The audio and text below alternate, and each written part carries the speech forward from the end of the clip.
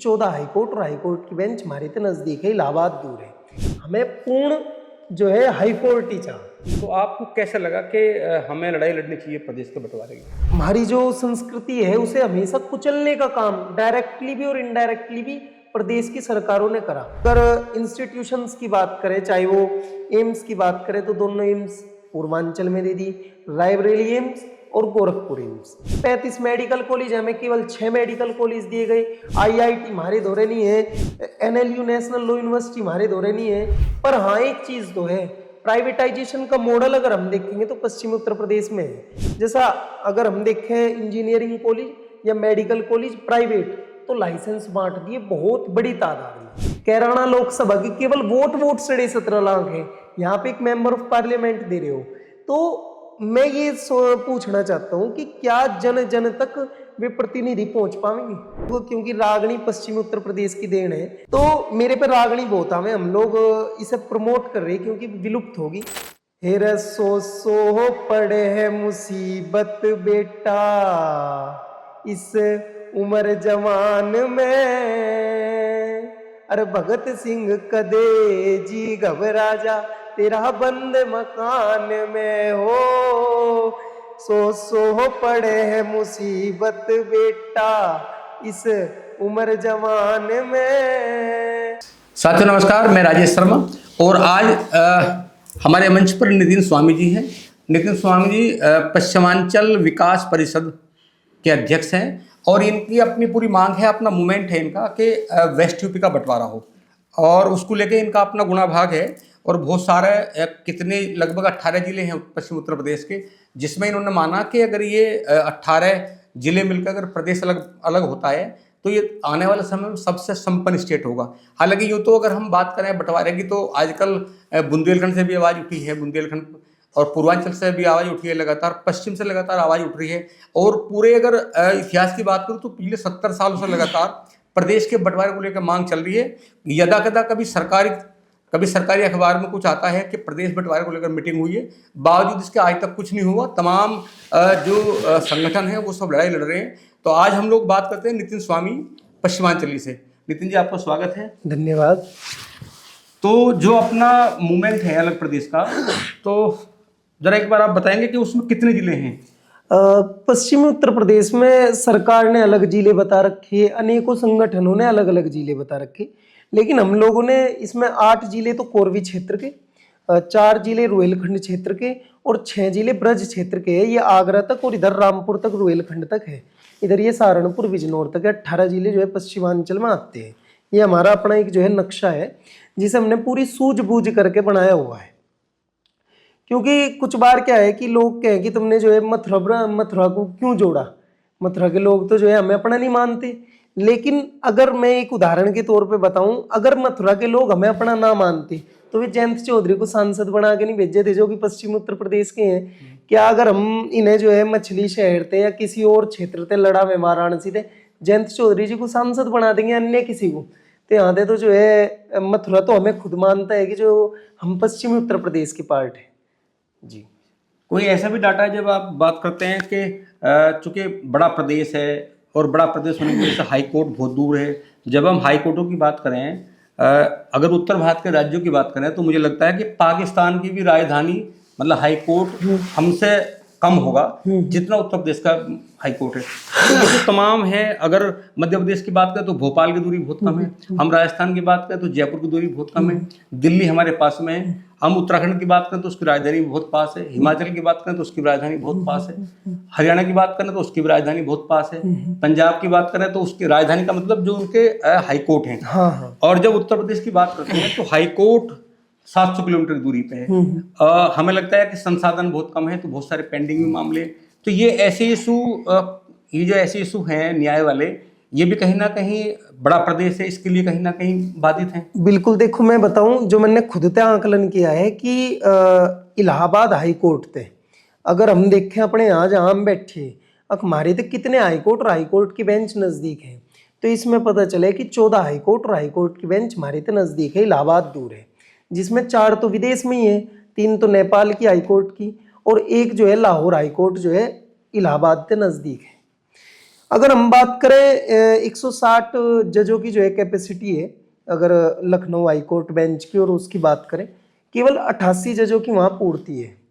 अब तक जजों की भी पूर्ति वहाँ नहीं हो पाई। दूसरी बात अगर हम लोग करें तो जब आप इतने 50-60 साल थे हमारे यहाँ के अधिवक्तागण केवल वे एक हाई कोर्ट की बेंच ही तो मांग रहे, चलो हम तो एक राज्य मांग रहे, वे तो एक हाई कोर्ट की बेंच मांग रहे, उन्हें आपने हाई कोर्ट की बेंच नहीं दिया। इंदिरा गांधी जी जो है जा चुकी, स्वर्गवासी हो गई, उन्होंने इस चीज का वादा करा था, अटल जी ने इस चीज का वादा करा था, बल्कि एक कमेटी, एक आयोग बनाया गया था, उसने भी इस सिफारिश की थी कि जो है हाई कोर्ट की बेंच यहाँ देनी चाहिए। लेकिन अभी तक हाई कोर्ट की बेंच नहीं मिली। एक स्टडी के अनुसार बताया जाता है कि फिलहाल 1 मई तक 10.5 लाख केस पेंडिंग है इलाहाबाद हाई कोर्ट में। 10.5 लाख केस पेंडिंग का मतलब है अगर हमारे जजेस को संडे की छुट्टी, ईद, बकरीद, होली, दिवाली की छुट्टी भी काटते तो इन्हें 10 साल लग जाएंगे उन्हें सुलझाने के नाम की। इतने और कितने सारे केस आएंगे, तो उसका देखो आप कितना बड़ा भार होगा। अभी जैसा हाई कोर्ट है हमारे तो इतनी दूरी पे है, तो एक हाई कोर्ट की बेंच मेरठ में या आगरा में स्थापित कर देनी चाहती पश्चिमी उत्तर प्रदेश में, लेकिन इन्होंने 250 किलोमीटर की महज दूरी पे लखनऊ में हाई कोर्ट की बेंच दे दी। फिर अगर कहे कि राजधानी में तो होनी बहुत जरूरी थी, ऐसा कुछ नहीं है। अनेकों राज्य ऐसे हैं जहां पे हाई कोर्ट राजधानी में ना होकर के अलग उनमें है। एक आपको मैं छोटा सा आंकड़ा दूंगा, हमारी आबादी उत्तर प्रदेश की 25 करोड़ है, महाराष्ट्र की आबादी 13 करोड़ है, और उसमें जो बॉम्बे हाई कोर्ट है उसी का ही कार्य क्षेत्र है गोवा, पणजी में भी एक हाई कोर्ट की बेंच है। अब तक एक हाई कोर्ट और 4 हाई कोर्ट की बेंच कोल्हापुर 18 अगस्त से जो है संचालित करी गई। कोल्हापुर में चौथी हाई कोर्ट की बेंच जो है दे दी गई। यानी कि अगर हम रेशो देखें तो 3 करोड़ के आसपास में एक हाई कोर्ट उन लोगों को मिल रहा है। हमें 12.5 करोड़ में एक हाई कोर्ट है, और वो भी इतनी दूर है जिसकी कुछ हद नहीं है। तो मांग करते रहे, लेकिन इब्जा हमें हाई कोर्ट की बेंच नहीं चाहती, हमें पूर्ण जो है हाई कोर्ट ही चाह। तो आपकी अभी उम्र कब है, तो आपको कैसा लगा कि हमें लड़ाई लड़नी चाहिए प्रदेश के बंटवारे की? देखो, एक डॉक्टर अजय पवार है, उनसे मैं काफी इंस्पायर हूँ। मेरे कभी मुद्दा पश्चिमांचल रहा ही नहीं, 2 साल से 2.5 साल से मैं इस पर काम कर रहा। वे बतावे थे कि इतनी सारी चीजें हमें नहीं दी गई, वहां सारी दी गई। हमारी जो संस्कृति है उसे हमेशा कुचलने का काम डायरेक्टली भी और इनडायरेक्टली भी प्रदेश की सरकारों ने करा। केवल भाजपा सरकार को अगर हम इसके लिए दोषी ठहरावे तो उचित नहीं होगा। सपा सरकार रही बहुत बड़ी विरोधी रही इसकी, जो है इस मांग की सबसे बड़ी विरोधी अगर कहें तो सपा सरकार रही। उसके बाद भाजपा सरकार इसकी जो है सबसे बड़ी विरोधी है। हमने देखा कि अगर इंस्टीट्यूशंस की बात करें, चाहे वो एम्स की बात करें, तो दोनों एम्स पूर्वांचल में दे दी, रायबरेली एम्स और गोरखपुर एम्स। अब लोग कहें, जब हम कहें कि हमें एम्स दे दो, तो नु कहे थारे तो ऋषिकेश एम्स और दिल्ली एम्स नजदीक है। हम नु कह रहे रायबरेली ते महज 75 किलोमीटर की दूरी पे है लखनऊ, वहां 10 बड़े बड़े हॉस्पिटल है जो एम्स के टक्कर के मानने जा। भाई झांसी की रानी के नाम पे भी है, 10 ऐसे ऐसे हॉस्पिटल है। 70 किलोमीटर पे तो आप एक रायबरेली में एम्स दे रहे। चलो गोरखपुर 350 किलोमीटर बैठ रहा, वहां भी तुम एम्स दे रहे। अगर हम देखें इसके पीछे क्या इन्होंने जो फिट बैठा रखा है गणित, जब 2009 में प्रस्तावित हुआ था रायबरेली का एम्स, तो वहां पे सोनिया गांधी सांसद थी, यूपीए गवर्नमेंट थी, तो उन्होंने जो है वहां से का अपने राजनीतिक जो उनका संसदीय क्षेत्र था वहां जो है उन्होंने एम्स बनवा दिया। 2016 में प्रस्तावित हुआ था ये, जब वहां पे सांसद थे योगी आदित्यनाथ जी, तो एम्स जो है प्रस्तावित हुआ था। 2019 में वो पूर्ण हुआ। तो योगी जी ने अपने गढ़ में ले लिया, क्योंकि वे भी कद्दावर नेता थे, सोनिया गांधी भी कद्दावर नेता थी, तो उसने अपने गढ़ में ले दिया। तो उन्होंने बुंदेलखंड जो सबसे पिछड़ा हुआ इलाका है उसे उन्होंने कहीं भी, चलो मारे थे कोई घृणा है, मारे चलो एम्स मारे तो नजदीक है, तुम उसमें दे देते, रायबरेली की जगह तुम उसमें दे देते। बुंदेलखंड में तुमने तो बुंदेलखंड में बिन दिया। तो एम्स के पीछे इनका यही है, 35 मेडिकल कॉलेज, हमें केवल 6 मेडिकल कॉलेज दिए गए। IIT हमारे दौरे नहीं है, NLU नेशनल लॉ यूनिवर्सिटी हमारे दौरे नहीं है।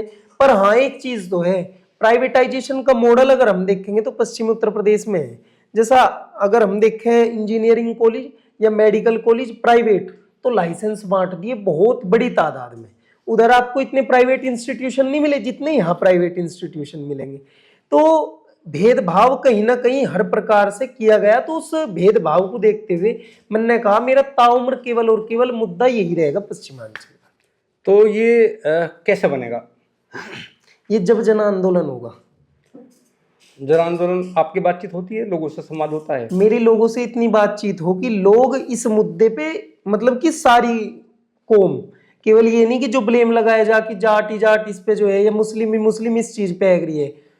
सारी 36 की 36 बिरादरी है, जितनी और भी होंगी वे सारी की सारी एग्री है। 100% तो कोई किसी चीज पे एग्री नहीं होता, लेकिन जब हमें दिखता है तो सभी लोग इस पे एग्री करते हैं। मैं खुद देख रहा हूँ इस चीज का आकलन कि सभी लोग जुड़े हैं। प्रदेश का बंटवारा ना होने की वजह से ऐसे कौन से कोर समस्या है जिसका समाधान सिर्फ प्रदेश का बंटवारा है? एक तो पॉपुलेशन 25 करोड़ आबादी उत्तर प्रदेश की है। केवल 4 देश बड़े हैं जनसंख्या के मामले में। विश्व में 193 देश यूनाइटेड नेशन के जो है सदस्य हैं, केवल 4 देश बड़े हैं में इस उत्तर प्रदेश से 189 देश छोटे हैं। तो कितना बड़ा, मतलब कि ये एक प्रदेश है, वहाँ इतना बड़ा सिस्टम है, प्रधानमंत्री, फिर नीचे मेयर पेयर, बहुत अड़ंगा है। यहाँ तो केवल एक मुख्यमंत्री है सूबे का, और इतने बड़े प्रदेश को चलाना कोई हास्य खेल नहीं। मैं एक छोटा सा आपको बताऊं, आपका गाजियाबाद 82 देशों से बड़ा है जनसंख्या के मामले में। 82 देश, कोई वो भी नहीं, 82 देश, 7 स्टेट 7 स्टेट, हाँ, और 7 ही शायद केंद्र शासित प्रदेश। गाजियाबाद गोवा की आबादी और जनसंख्या 14.5 लाख है, मतलब वोट और जनसंख्या 14.5 लाख है। सिक्किम की 6.5 से 7 लाख है। वहां तो आप एक मुख्यमंत्री दे रहे हो। कैराना लोकसभा की केवल वोट 17.5 लाख है, यहाँ पे एक मेंबर ऑफ पार्लियामेंट दे रहे हो। तो मैं ये पूछना चाहता हूँ कि क्या जन जन तक वे प्रतिनिधि पहुंच पाएंगे? कोई रागनी आपने बना रखी है? मैंने रागनी नहीं बनाई, लेकिन हम लोग, क्योंकि रागनी पश्चिमी उत्तर प्रदेश की देन है। दादा लक्ष्मीचंद भी ये बात कह रहे थे कि जो मेरा गुरु है, जैसा उनकी एक रागनी है गंगा जी के कंठारे पे, तो उनमें अपने गुरु का नाम ले रखा। तो मेरे पे रागनी बहुत हमें, हम लोग इसे प्रमोट कर रहे हैं क्योंकि विलुप्त होगी।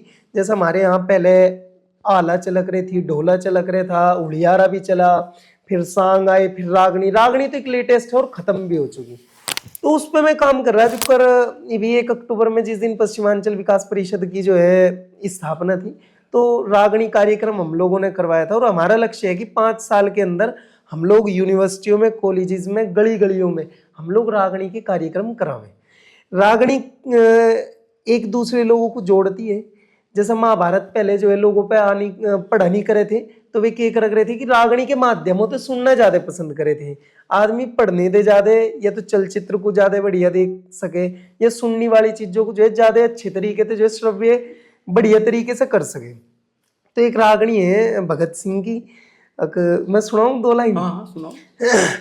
जब भगत सिंह जेल में थे तो उनकी माँ जो है जेल में जाती है, भाई जैसा आज हमारी माँ है, हमारी माँ डर जाएगी अगर एक भी मुकदमा हो जाए। हालांकि मुझे 2 बार जेल हो चुकी, अगर एक भी मुकदमा हो जाए तो हमारी माँ डर जाएगी, लेकिन भगत सिंह की माँ नहीं डरी। तो वो जेल में जाके क्या और उत्साहित कर रही, बच्चे को प्रोत्साहित कर रही, क्या कह रही, हेरा सो पड़े है मुसीबत बेटा इस उम्र जवान में, अरे भगत सिंह कदे जी घबरा जा तेरा बंद मकान में हो, सो पड़े है मुसीबत बेटा इस उम्र जवान में, अरे भगत सिंह कदे जी घबरा जा तेरा बंद मकान में। हिंद में तेरे गीत सुन के कद तेरी माँ मैं जरूर बनूंगी, अगले जन्म में फिर जनूंगी, अगले जन्म में फिर जनूंगी ऐसी संतान ने, भगत सिंह कद जी घबरा जा तेरा बंद मकान में हो, भगत सिंह कद जी घबरा जा तेरा बंद मकान में। वो तो पूरी रागनी आवे, ऐसी बात तो नहीं। ये जो अपना जो कार्य क्षेत्र है, जो 18 जिले आपने बताए, 18 जिलों में कार्यकारिणी पूरी बना दी आपने? 14 जिलों में। अच्छा। ब्रज क्षेत्र में अभी हम लोग बनाने लग रहे हैं, 1-2 जिले में वहाँ हुई। अब बल्कि एक पूरे जनवरी के माह में हम लोग अलग अलग जिलों में बड़ी बड़ी सभाएं भी 400 से 500 लोगों के बीच की करेंगे। तो आगामी प्लान क्या है अपना? आगामी प्लान है 2027 पश्चिमांचल में, विकास परिषद का 2027 में हम लोगों को ये जनता का मुद्दा बनाना है, पश्चिम उत्तर प्रदेश का मुद्दा। जो और बहुत सारे संगठन काम कर रहे हैं, अलग अलग नाम हैं, चाहे मैं बहुत सारे जैसे कोई पश्चिमांचल विकास समिति के नाम से है, हरित प्रदेश के नाम से है, वेस्ट यूपी के नाम से है, उत्तम प्रदेश के नाम से है, दिल्ली प्रदेश के नाम से है, जैसा आपका पश्चिमांचल विकास परिषद के नाम से। तो क्या उन लोगों से भी कभी संवाद हुआ, कभी कोई ऐसी मीटिंग हुई है इकट्ठी में मीटिंग हुई थी अभी मुजफ्फरनगर में कुछ महीनों पहले, सांजक में सारे संगठन वहाँ पे आए हुए थे। लेकिन दिक्कत ये है, हम लोग प्लानिंग तो बड़ी बड़ी कर लें लेकिन उसे हम लोग ग्राउंड पे नहीं कर रहे। आप उन संगठनों से भी जानकारी ले सकते हो, शायद हमारे से ज़्यादा कोई ग्राउंड पे नहीं है। हम लोग दिन रात इस मुद्दे पे लगे हुए हैं। तो क्या प्लान है? अब जैसे अभी चुनाव आ रहा है, अब 33 पंचायत चुनाव है, फिर 2027 के विधानसभा चुनाव है, तो चुनाव से पहले भी कुछ ऐसा प्लान है कि ताकि पॉलिटिकल पार्टी का ध्यान आपकी ओर आकर्षित हो? त्रिस्तरीय चुनाव में तो हमारा कोई ऐसा खास ध्यान नहीं है ना, उनका कार्य क्षेत्र है इस पे। लेकिन विधानसभा के चुनाव में हमें इसे जनता का मुद्दा बनाना, अपने मतलब की स्थिति ये पैदा करनी है कि गांव गांव में जो भी नेता जा, वो किसी भी जाति धर्म का हो, उससे सवाल पूछे जा, जो आज तक सवाल किसी ने करे नहीं, उन तक पूछा जा कि हमें आज तक आज़ादी के 78 वर्षों के बाद भी हमें आज तक एम्स, हाई कोर्ट, शिक्षण संस्थाएं, एक केंद्रीय विश्वविद्यालय आपने 7 केंद्रीय विश्वविद्यालयों में तो हमें दिया, हमें कब दोगे ये चीजें? हमारे आपने जो रागणी जैसी सांस्कृतिक विरासत थी उसे खत्म कर रही। अरे भाई, नोएडा में आकर के ट्रेड फेयर हो रहा है, इंटरनेशनल ट्रेड फेयर, वहां पर अवधी को, बुंदेली को, आप जो है भोजपुरी को बढ़ावा दे रहे, वहां आपने जो है खड़ी बोली को, कोरवी भाषा को कोई ध्यान ही नहीं दिया। खुद माननीय मुख्यमंत्री जी फरवरी में जब विधानसभा सत्र चल रहा था, उन्होंने साफ साफ स्पष्ट रूप से कहा कि जो एक प्रवाह हिंदी में नहीं बोल सकते, वो भोजपुरी में बोल सके, वो बुंदेली में बोल सके, वो अवधी में बोल सके। भाई ये 12 से 14 जिले जो कोरवी भाषा बोल रहे, बल्कि हरिद्वार, उधम सिंह नगर भी जो है कोरवी भाषा बोल रहे, उन्हें आप बढ़ावन दे रहे। आप नोएडा में जो है फिल्म सिटी तो बना रहे हो नोएडा को, लेकिन हमारे लोकल के अभिनेताओं को बुला नहीं रहे, जिन्हें करोड़ों लोग पश्चिम उत्तर प्रदेश की देखे। आप जो है हमारी भूमि पे आकर के इंटरनेशनल ट्रेड फेयर जैसे बल्कि और अन्य सांस्कृतिक कार्यक्रम करा रहे, आप हमारे लोगों को नहीं यहाँ पे पूछ रहे, तो एक बहुत बड़ी समस्या है। पश्चिमांचल जो विकास परिषद है, इसकी अपना कैपिटल कहाँ होगी? इसमें देखो, मैं वैसे कंट्रोवर्सी में नहीं जाना चाहता, लेकिन हम अगर पीछे का भी देखें, बाबा साहब भीमराव अम्बेडकर नहीं, उन्होंने पंडित नेहरू ने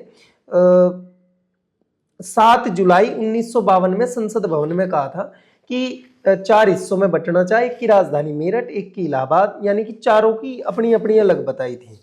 फिर बाबा साहब भीमराव अम्बेडकर की थॉट्स ऑन लिंग्विस्टिक स्टेट्स किताब आती है 1955 में, उन्होंने उसमें खुलेआम कहा कि पश्चिम उत्तर प्रदेश 3 हिस्सों में विभाजित हो, एक की राजधानी बने मेरठ, एक की इलाहाबाद और एक की और बताई थी, वो मेरे ध्यान नहीं, लेकिन मुझे अपना पता है कि मेरठ बताई थी उन्होंने। ऐसे ही आगे बहुत सारे लोगों ने जो है मेरठ को ही रखा। ऐसा हो जाए मेरठ में कैपिटल दे दे, हाई कोर्ट जो है आगरा में दे दे, वो तो बैलेंस बनाने की बात है।